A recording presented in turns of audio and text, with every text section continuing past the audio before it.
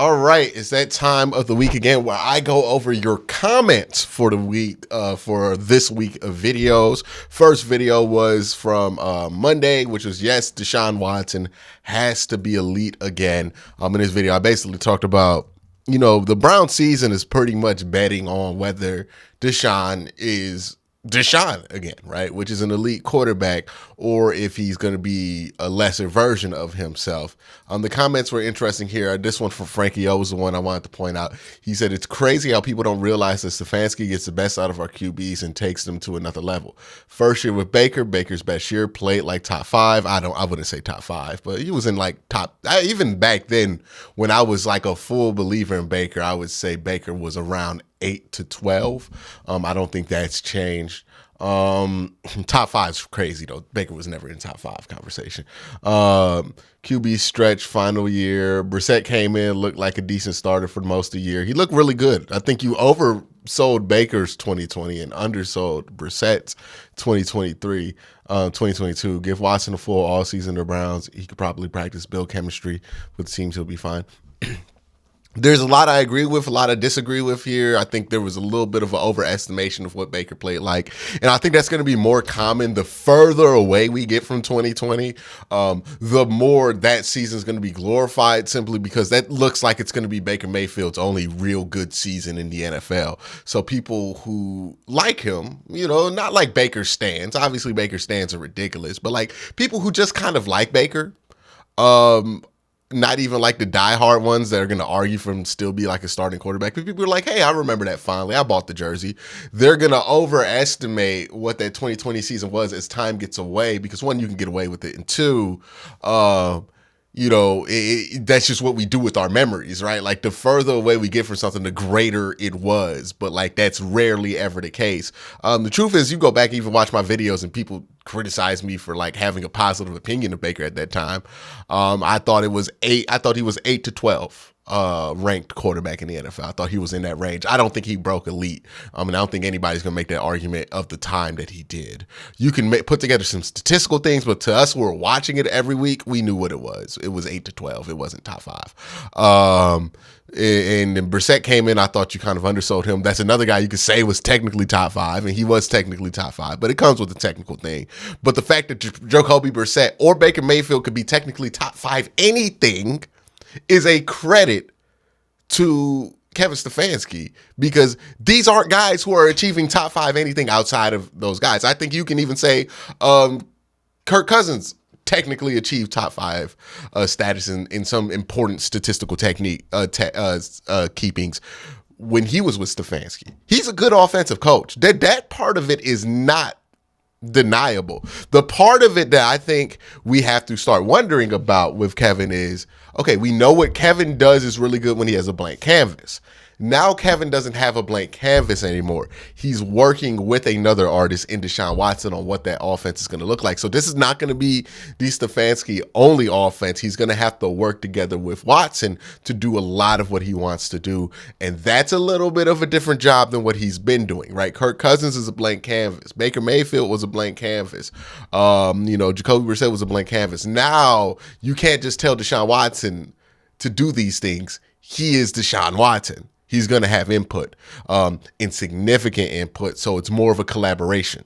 And that's a different scale. We'll see if Stefanski can do that. He hasn't really had the opportunity to do that yet, but we'll see if that's something he can do. Another comment from this video says, "Hey, Quincy, love the videos. One thing I noticed recently is that there's a little bit of ringing going on in the background. Just wanted to let you know." Okay, so that ringing is because what powers that video board back here is a PlayStation 3. That PlayStation 3 is very old. And the reason I use a PlayStation 3 instead of a computer, a dedicated computer, or maybe like a Chromecast or something like that is because, one, the TV streaming boxes that will allow you to put up video and photos, they don't have the compatibility when it comes to media format that I like. And they have these settings in here that you can't turn off. Like they will always fade to another photo when you don't want it to, or they won't loop a video when you want them to loop a video. And that's been my main issue with trying to get like those sticks working, is that they don't have that. So I needed something that could have, you know, the multimedia capabilities that I needed. And then I looked at my desktop, because I'm on Mac now, use a Mac Studio to edit these videos. So I have an old desktop, but that desktop is just far too loud and bulky to just power one screen. It makes no sense to use it in that capacity. Maybe if I added a bunch of screens, that would make sense. But if you think that noise is loud there, it would be even louder with the desktop. So that's not really a great solution. Buying a dedicated desktop just for that screen didn't really make sense to me. And then I looked in my closet and I had this old PlayStation 3 laying around, and that seems like the solution, right? I can make sure it doesn't auto turn off the picture when I don't want it to. I can have it run. The issue as this thing has gotten older, and since I record a fair bit amount of videos, this PlayStation 3 is getting more work than it's ever had before. So now the fan is a little loud. And I got to figure out a solution to that. Maybe that might have to be like a Mac Mini or something. But again, that's going to take time because I ain't made of money. But that's why you would hear the little noise that you hear in the background. That's probably the PlayStation 3. Not probably, it's most likely the PlayStation 3. All right, this video I showed you my Browns draft guides, the guys I'm going to be looking at. Comments were interesting for this one. Stuart Moore said, would love to hear your thoughts on one sleeper in particular, Tank Dell, out of Houston, projected 3rd round guy, but led to FBS in receiving touchdowns, football fast, runs routes great from what I can see. The issue with him is that he's like 24, 25 years old, and with these guys who went through COVID during college, they're going to be older because they get the extra COVID year plus the red shirt plus whatever. So eligibility, you can get like 6-7 years of eligibility here. That's the thing with Tank Dell. He's an older guy. And the issue I have with very developed skill guys who are older and also played at a lower level of competition is that they might be dominating just because the bar for athleticism might be low enough to allow them to dominate with just skill. I will see how he does at the combine, but I don't think Andrew Berry is going to, that sounds like an Andrew Berry pick to me. He might end up being a good player though. Peyton Head says, for the Browns so far in the draft cycle, I've zeroed in on one early D-line and later wide receivers, Keanu Benton and Mazi Smith, quite a lot. I don't think Siaka Ika is going to be very good. I believe it would be irresponsible for the Browns not to take at least one edge somewhat early, as it's such a talented class. Then later in the draft, I think Tyler Scott, Parker Washington, Andre Isofis could potentially be good moves. And then for QB, I really like Tyson Badgett or TJ Dominique Thomas-Rogers. Yeah, Mazi Smith and Keanu Benton, if you like those two, there's probably a film review coming next week, or at least it's scheduled for me to do. So keep your eye on the channel. The next video was from Don't Give Up on These Three Browns.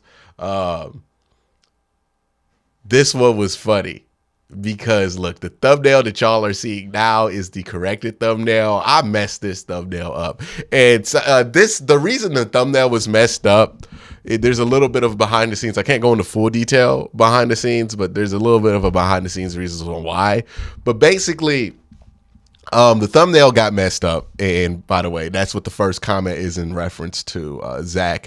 Zachariah says, Q's thumbnail gave me serious go on dog pound energy.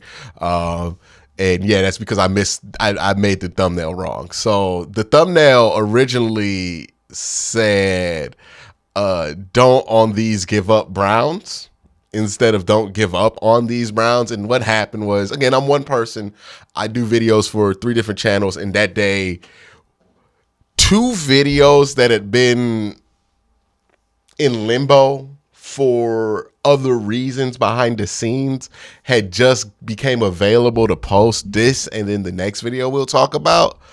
And then I think I was also trying to push up a Cavs video that same day, and it was so many thumbnails that I just want to be push them in and out, push them in and out, push them in and out. And I'm actually noticing I I put the quotations instead of the apostrophe that's supposed to be there and don't. So I got to change that once I get done making this video. And again, I make a lot of videos. I make a lot of thumbnails. And what I was really worried about on the thumbnail was the Photoshop work here where I put breakout stars and everything there. So I wasn't really even thinking about the left side of this thumbnail. So it just got stopped in the original kind of writing that I had it in. And the reason that happens is because you see how these fonts are different sizes to fit in that box. I'll know, okay, on these is going to be a long phrase. Let me pick from the last thumbnail, let me pick the one with the smallest font to put on these on. So I have to make the least amount of adjustment, right? And that's how it originally gets written, right? So don't give up on these. Browns wasn't the original layout of it because I'm trying to maximize the font spacing. And then I accidentally shipped it wrong. Had to do a day one patch on that and fixed it. Appreciate y'all letting me know in the comment section because that's how things get fixed, because I wouldn't necessarily be aware of that, because once I upload these videos, I don't have time to really review them. I have time to get to the next video to upload the next thing, right? And that's kind of how this process works. So unless I hear about it, I can't fix it. Luckily, I heard about it, was able to fix it. Appreciate that. This next one, film breakdown, what adjustments does Deshaun Watson needs to make? This video had been in limbo, y'all, for like a month. I originally made this thing, I think, a week after the season ended, and I was trying to work out different deals with this video to get this video sponsored. It didn't end up working out. Things fell through for one reason or another, and this thing was in review in kind of a limbo for a while. And that's why the background's the old background in the video. If you watch it, it is the old red brick background, because that video was made before I even started renovating this space. So yeah, that's why that video, if it seemed a little weird that the background had completely changed from one video, that's why. But the background's barely in that, and that's why I still was like, it's fine to release, and the content was still good in it. And the comments didn't even pick up on it, which I was surprised on. Corey says, I think Watson's going to be fine, but there's no room for excuses after next season. Stefanski gets the full all season to plan. Yeah. I mean, like, Watson's not going anywhere, right? Like, if this does not work out, and the offense is to blame, Stefanski's gonna have to go, and he'll be fine. He'll get a job somewhere else as an offensive coordinator at the very least, and he'll be very good at that. But sometimes dudes lose a job because just they didn't get the right breaks. Bill Belichick's a perfect example. The reason he's not in Cleveland to this day is, one, the team moved, and also he had one winning season in his first 6 years as a head coach. One winning season in his first 6 years. Rye Doughton also said, hey, Q, how long do you think we keep Cooper? I know we got him for a little bit, but we don't have a large contract for him pretty soon. Is it realistic he's still with us? I don't think it's realistic. I think this is probably Cooper's last year because he's going to want to restructure after this year, and I don't think the Browns are going to pay for it. Brian Faulkner says, all I see is our tackles getting beat on every play. Again, this is during the film breakdown. The tackles are going to get beat, but that's I would urge football fans, especially now, to think about offensive line play a little bit more thoroughly than what is on the surface, right? Because we could say all I see is the tackles getting beat, but what leads to a tackle getting beat? What angles need to be maintained so a tackle doesn't get beat? And the thing with Deshaun, and it's the same thing with Patrick Mahomes and Joe Burrow and a lot of other guys. Well, Joe Burrow, this is the feet work thing isn't the problem. Joe Burrow holds the ball sometimes to make plays. But this happens with some quarterbacks where, hey, they have flaws, even though they're very good. Deshaun's flaw that the tackles are going to have to adjust to is he takes long steps in the pocket, which means he blows his depth a lot. And I've pointed this out in almost every film review I've ever done of Deshaun Watson. And look, I don't care how great your tackle is, and he had a great one on Laramie Tunsil. Laramie Tunsil got beat all the time because Deshaun would blow his depth. So some of these sacks, and I think a lot of sacks, are on the quarterback. Like, Deshaun Watson took a lot of sacks in Houston when that line was decent, when that line was bad. He's going to take the same amount of sacks. Baker Mayfield takes the same amount of sacks that he did in Cleveland, everywhere else. Like, you're just going to, these guys, like, sacks is a quarterback stat. Pressures and pressures to sack and all that, like, that matters for those guys. But pressures and all that, that's for the defensive line. But sacks are for quarterbacks. And what happened with Deshaun was, you know, he takes these extra steps. These guys getting him in at the end of the season, you're going to get bad tackle play because he is such a drastically different quarterback in the pocket than Jacoby Brissett that it was an unfair ask for these tackles to be able to adjust. Like, Joe Thomas would have been giving up sacks in those circumstances. But that's it for this week's commentary. Thank you guys for just commenting on the video, staying engaged, especially in February where nothing's going on. Appreciate y'all. There's going to be a ton of great content next week. But thank you for watching. Everybody have a great day. Have a good night.